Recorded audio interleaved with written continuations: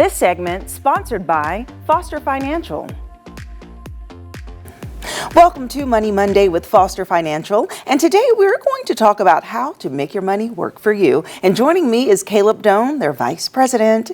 Good morning. Good morning. How are you? I'm doing well. How are you doing? Good. Trying to stay warm. Yeah, for sure. It is cold outside, but to be expected. Yeah.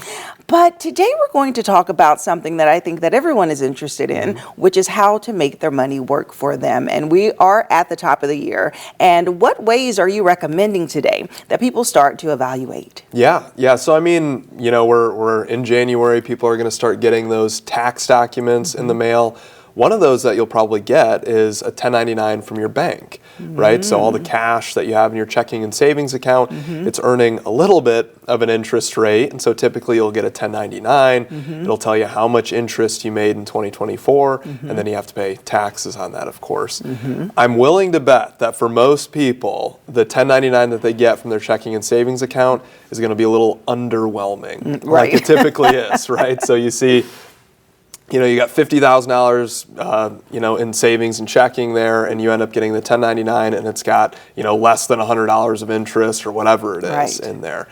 And you hear things in the news about how interest rates are higher, banks are charging more for mortgages and all of that. And people are wondering, how can I actually take advantage of it? Right. Okay, so someone gets that 1099 in the mail. What should they do with it? Yeah, so I mean, obviously, give it to your CPA, pay taxes on it. For this next year, though, think about, are there any other ways where I can take advantage of the higher interest rates if I'm clearly not getting that in my checking and savings accounts? And so we've talked before about some different strategies. Today, I'll talk about after-tax brokerage accounts. Okay. So these are essentially accounts that you fund with after-tax dollars. So it's just like your money in your checking and savings account. You open up an after-tax brokerage account, and it can be an individual account or a joint account or even a trust account, just like a checking or savings account can be. You'd transfer money from your checking account over, and then you have the option, and what we do with our clients is we choose, okay, how conservative or how growth-oriented do we want this account to be?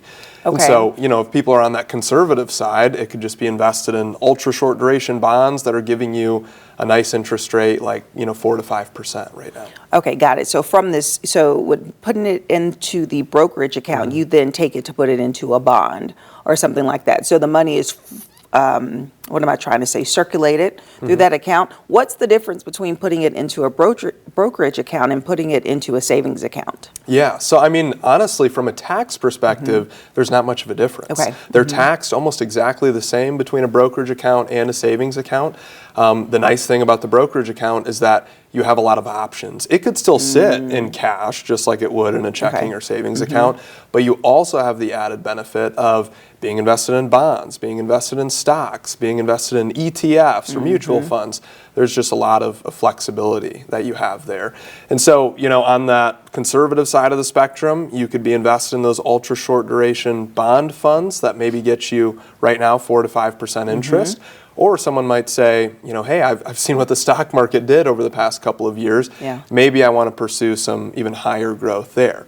And so we could have some of the account invested in stocks as well. Okay, got it. And then is there a certain qualifier that someone would need to have, or can anyone have a brokerage account? Yeah, so the nice thing with brokerage accounts, there are way fewer rules than there are with retirement accounts like Roth IRAs or 401ks. Yeah. With those accounts, Roth IRAs and 401ks, I mean, you have to have earned income for them. You have to keep your income below a certain threshold even to contribute to like Roth IRAs, for example.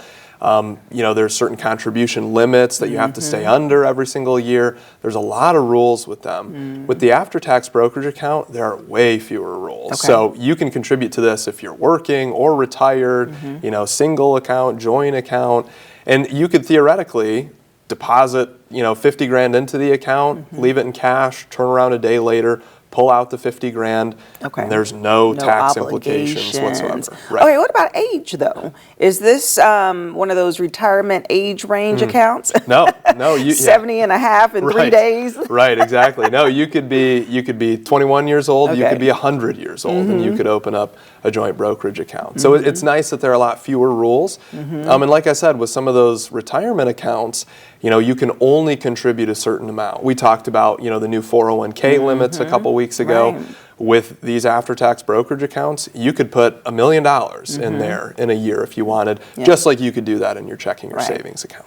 And then what about a minimum? So there's no max to what you can put, but do you have to start with something in particular? No, there's no minimum. You could open up the account and put 1 penny in the account if you wanted to. Now, different advisors might have different minimums that they kind of establish for clients, but it's up to you how much you want to put into it. So it's a very flexible type of account, and it can be a really great one to explore, especially if you get that 1099 and it's kind of underwhelming. Okay, and then the last thing, I'm sure people are thinking, where do I go to open up a brokerage account? Like, is it walking into a bank and opening it like a savings account, or do you have to have it through an investment firm? So if you're more of a do-it-yourself type of investor, I mean, you can log on to Charles Schwab or Fidelity or all these different options and open up a brokerage account right there.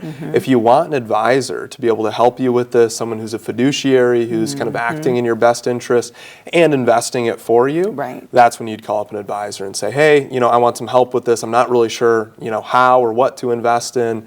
Can you help me out? And that's exactly where we like to step in for our clients. Okay, perfect. Thank you so much, Caleb. Yeah, thank you. And as you heard it from Caleb, just give him a call and say, hey, Caleb, I need your help. Where do I start? And he is there to assist you with the entire Foster Financial team. We'll have their phone number listed below, and I'll see you after the break.